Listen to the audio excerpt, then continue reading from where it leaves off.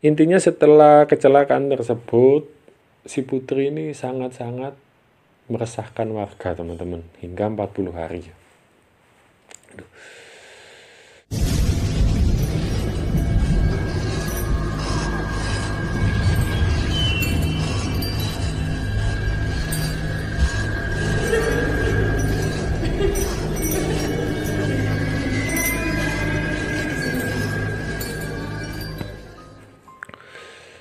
Selamat malam teman-teman, jumpa lagi dengan saya di Lakon Story. Oke, untuk kali ini kita akan membahas tentang pengantin jurang setan. Dan kembali saya ingatkan, sebelum kalian menonton video ini, lebih baik kalian baca dulu ceritanya di Facebook maupun di Twitter, biar kalian lebih paham dan lebih afdol ketika mendengarkan cerita ini. Ini sebenarnya cerita lama, teman-teman. Sebuah cerita lama tentang penampakan sosok hantu wanita berpakaian pengantin yang sering mengganggu pengendara di area jurang setan tersebut. Dan setelah saya mendengar cerita tersebut, saya sangat tertarik untuk melakukan penelusuran. Dan setelah saya melakukan penelusuran, akhirnya saya menemukan banyak fakta tentang kebenaran cerita tersebut. Jadi dulu itu memang pernah ada kecelakaan yang menewaskan seorang wanita yang kabarnya wanita tersebut hendak melangsungkan pernikahan. Dan akhirnya saya mendapatkan sumber yang valid dan ceritanya sudah saya tuliskan di halaman Facebook dan Twitter yang insya Allah sudah kalian baca. Jadi sekarang kita akan bahas tentang fakta-fakta kematian si Putri ya. Kan itu namanya yang saya tulis Putri ya, anggap saja namanya Putri kita aja wis ya. Oke, Putri ini mengalami kecelakaan itu pada hari Sabtu, teman-teman. Sabtu pagi sekitar pukul 8 pagi. Lah sebelum Sabtu, sekitar hari Kamis, si Putri ini mengalami mimpi buruk, mimpi yang sangat tidak jelas. Di dalam mimpinya, si Putri ini seolah-olah sudah menjadi pengantin. Dan di dalam apanya itu namanya, di dalam pestanya, si Putri ini melihat semua tamu itu memakai baju hitam dan wajahnya sedih. Tentu saja pagi itu pada hari Jumat langsung menceritakan mimpinya itu kepada orang tuanya. Waktu itu respon orang tuanya langsung kaget dan menyuruh si Putri ini sholat sekaligus berdoa. Dan setelah melakukan sholat dan berdoa, pada hari Jumat itu Putri ini melakukan hal-hal yang tidak biasa, teman-teman. Ya contohnya tiba-tiba itu setiap makan minta suapin orang tuanya. Jadi waktu itu ketika makan itu minta suapin ayahnya saat itu. Ya minta suapin ayahnya. Jadi seharian makan itu minta suapin. Ya suapin. Padahal sebelumnya nggak pernah loh minta suapin kayak gitu. Dan yang kedua, si Putri ini kemana-mana itu ngikutin ibunya terus. Jadi ibunya ke belakang ikut, ibunya ke depan dia ikut, ibunya ngapain aja dia ikut waktu itu. Hingga malam istirahat, ketika tidur, Putri ini minta temani kedua orang tuanya dengan memakai baju kesayangannya. Kan biasanya kalau tidur kan memakai baju tidur, tapi waktu itu Putri ini tidak memakai baju tidur. Dia memilih memakai baju kesayangannya. Entah itu apa alasannya. Kalau saya tangkap dia sudah feeling kalau bakal meninggalkan kedua orang tuanya, kayaknya nih ya. Dan keesokan harinya pada hari Sabtu, Putri keluar dari rumah, dia dengan pamit kepada orang tuanya itu untuk membagikan undangan pernikahan ya itu. Dan tiba-tiba sekitar pukul 8:30 sampai jam 9 tiba-tiba ada beberapa warga yang datang ke rumah Putri. Dia mengabari orang tuanya bahwa si Putri mengalami kecelakaan di daerah jurang setan. Kecelakaan itu sangat mengenaskan, teman-teman. Jadi dia ini ditabrak mobil dan terpental. Ketika terpental waktu itu dari arah yang berlawanan itu melintas bus yang gede banget itu. Jadi dilindas di situ. Hancur waktu itu. Jadi kepalanya itu pecah, yang belakang ini udah pecah. separuh wajahnya udah hancur ya, ditambah perutnya itu udah beramburan lah isinya, kayak gitu waktu itu menurut saksi-saksi ini. Jadi setelah kecelakaan itu dia sudah terkenal menjadi hantu. Fakta uniknya, sebelum kejadian itu terjadi, kan ini kejadiannya Sabtu, sebelum kejadian itu terjadi itu ada beberapa warga, bahkan banyak warga yang mengaku ketika melewati area Jurang Setan itu mengaku mendengar suara gamelan, teman-teman. Gamelan itu musik khas Jawa itu loh ya. Jadi ada banyak warga yang mengaku mendengar musik itu. Dan menurut mitos di tempat itu, di area Jurang Setan tersebut, ketika ada yang melewati jurang tersebut dan mendengar musik gamelan, biasanya memang setelahnya ada kecelakaan yang menewaskan atau hal-hal buruk lah. Bisa kecelakaan, bisa apapun lah intinya, kayak gitu. Dan ada orang yang bilang, orang yang mengaku sebelumnya mendengar musik, waktu itu bilangnya gini, oh pantesan kemarin itu saya pas lewat sini dengar suara musik Jawa kayak gitu. Ternyata Sabtunya ada kecelakaan kayak gitu.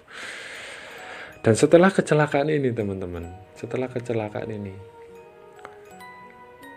area Jurang Setan itu sangat-sangat menyeramkan. Banyak sekali warga yang lewat dihantui. Mulai ada penampakan sosok wanita memakai baju pengantin tiba-tiba nyebrang. Ada yang ketika lewat tiba-tiba mendengar suara ringtone HP yang lama ini, yang tulilut kayak gitu. Setiap lewat siang maupun malam, bahkan anak sekolah pun pulang sekolah lewat, ada yang mengaku mendengar suara HP, bunyi HP, dan setelah dicari-cari gak ada. Ada juga seorang ojek, dia mengaku mendapatkan penumpang perempuan dan minta antar ke area Jurang Setan tersebut, dan ternyata juga gak ada.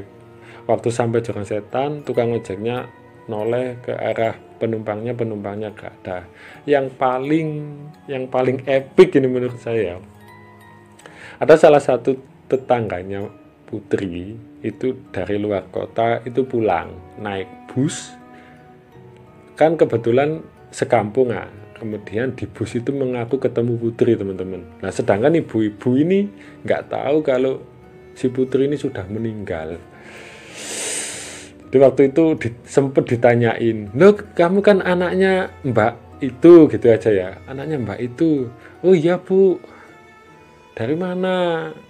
Enggak, saya mau nyari nyari kalung saya. Kalung apa yang intinya itu perhiasan pokoknya. Dan katanya dia turun di daerah Jurang Setan tersebut. Ketika si ibu-ibu ini sampai di kampung, kebetulan tetangganya ayahnya Putri, dia kaget langsung shock. Intinya setelah kecelakaan tersebut, si Putri ini sangat-sangat meresahkan warga, teman-teman, hingga 40 hari. Dan puncaknya tiba-tiba ada seseorang yang melakukan selamatan atau hajatan ya, bahasanya mungkin beda ini ya.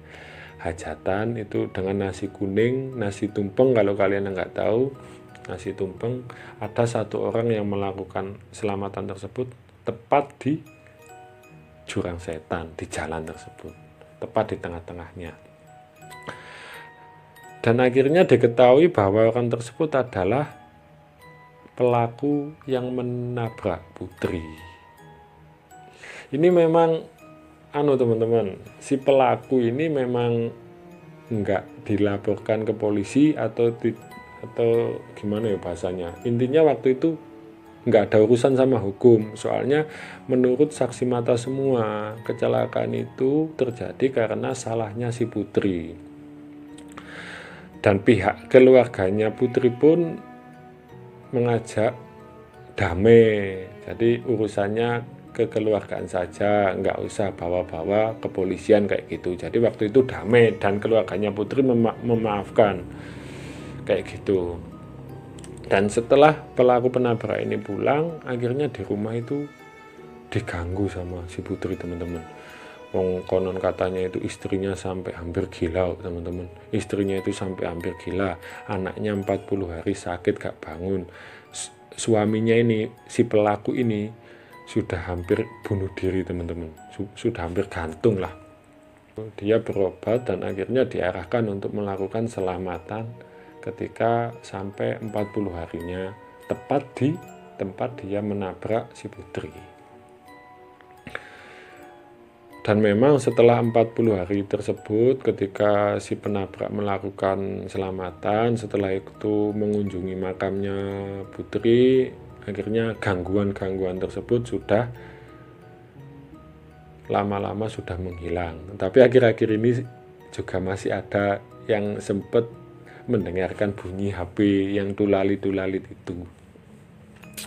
Dan ada satu lagi fakta unik tentang keberangkatan putri, teman-teman. Keberangkatan putri ke kosnya Dimas. Kalau kalian ingat ya, ketika ke kosnya Dimas itu, kalau menurut saya Dimas ini belanja sudah sendirian, teman-teman.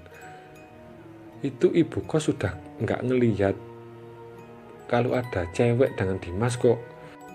Kayaknya itu nggak boleh bawa perempuan masuk. Lah ketika si Dimas ini dengan putri, kok tiba-tiba ibu kosnya diem aja, kan aneh.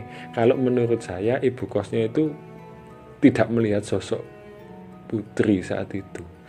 Jadi yang lihat saat itu cuma Dimas.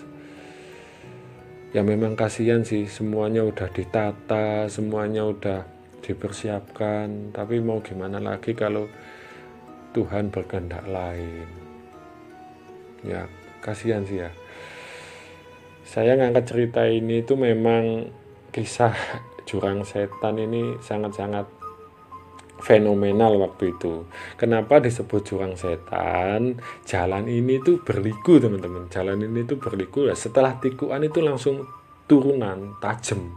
Setelah tikuan turunan tajam, setelah turunan langsung tanjakan.